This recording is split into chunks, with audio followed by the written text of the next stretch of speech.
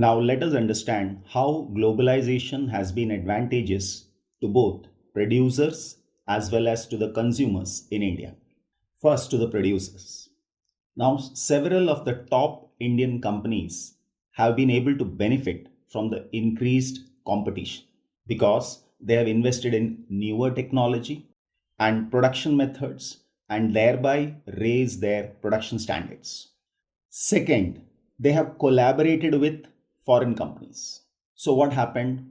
They have gained from successful collaborations with foreign companies. Next, globalization has also helped in the development of IT sector. So, we can say that good quality products are being produced at lower price. On the other hand, when we look at the consumers, there is a greater choice before the consumers who can enjoy improved quality and lower price for several products. People today enjoy much higher standard of living than what was possible earlier. Now we have seen that MNC develops with the help of foreign trade.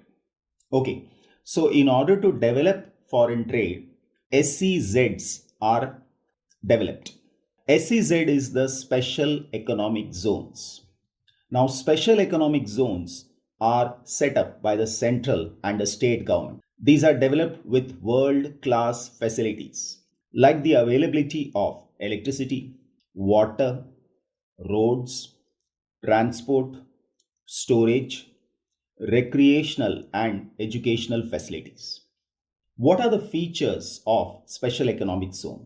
First of all, the companies who set up production units in the Special Economic Zone, that is in that area, they do not have to pay taxes for an initial period of 5 years. So they are given tax holiday for the first 5 years.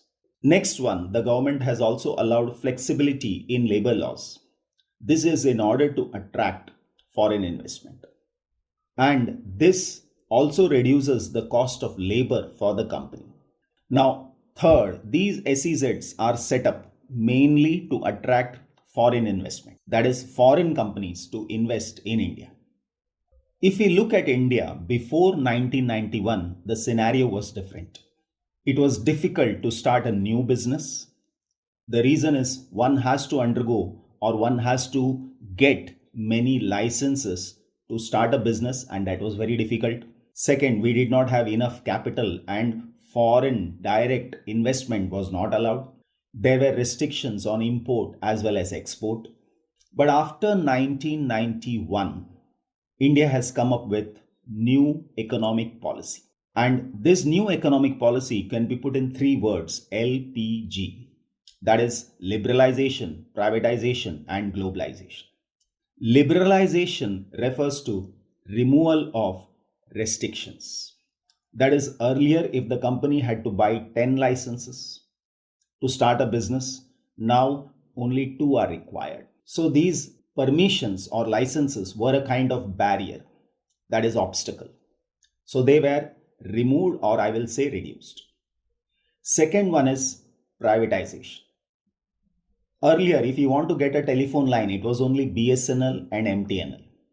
But today, because of privatization, we have so many other companies providing telephone services, and getting a telephone connection is so easy. Similarly, airlines. Earlier, it was only Indian Airlines and Air India. Now there are so many private airlines and the prices of the airfare has come down. Similarly, if I go for the television, we had only Doordarshan. But today, because of privatization, there are so many other private channels. So these were the benefits of privatization. Then globalization, already we have learned the advantages. So if I sum up, the first one, the government decided that time has come for the Indian producers to compete with producers around the world.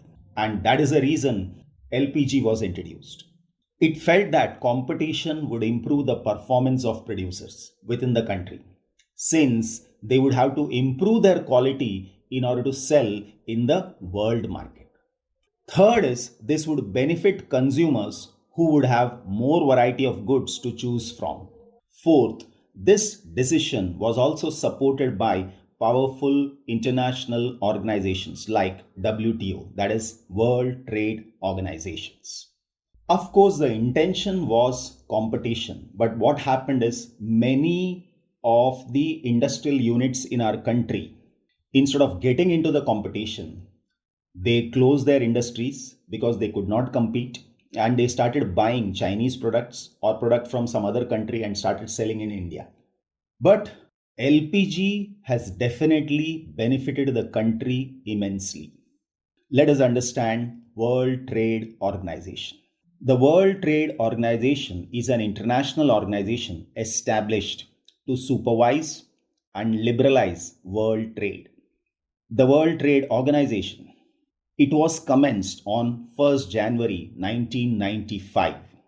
India has been the member of WTO since its beginning, that is inception. What does this WTO do? The main function of WTO is it encourages international trade through removal of trade barriers like import duties and import quotas. On the other hand, the negative side of the World Trade Organization is, we can say the first one, it has pressurized developing countries like India to follow its policy. But on the other hand, it has turned a blind eye to trade barriers and protection policies practiced by prosperous regions like US and EU. For example, the US farmer receives massive sum of money from the US government for production and for export to other countries. Let us understand this. Supposing an Indian farmer and a US farmer both are cultivating wheat. The Indian farmer can sell the wheat at say 40 rupees kg. On the other hand, for a US farmer, the price of the wheat comes to 70 rupees per kg. Now, US farmer can never sell wheat in the international market because the Indian wheat is much cheaper. Now, what the US government does is it gives subsidies to the US farmer. That is, it compensates the US farmer. So, the farmer is able to sell the same wheat for 35 rupees per kg. Rest of the money is given to him by the government. So we say that the US farmers receive massive sum of money from the US government for production and for export to other countries. Now this is adversely affecting Indian farmers and also the farmers from the developing countries. So there is a struggle for fair globalization.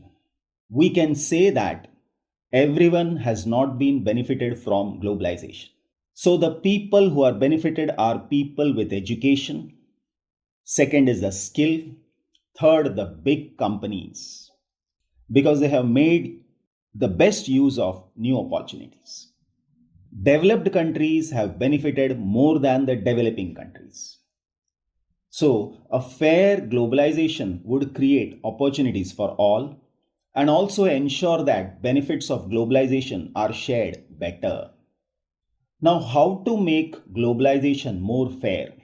First thing is align with other developing countries. All developing countries have to come together and voice their grievances to the WTO. So we can say align with the developing countries with similar interests to fight against the domination of developed countries in the WTO. Government can use trade and investment barriers. Ensure that labor laws are properly implemented and workers get their right. Because even the benefit of globalization has to go to the people who are working. Support small producers to improve their performances till the time they become strong enough to compete. Next, make policies that protect the interests of all the people in the country, whether it is rich or poor. Then it is negotiate at the WTO for fairer rules. Thank you.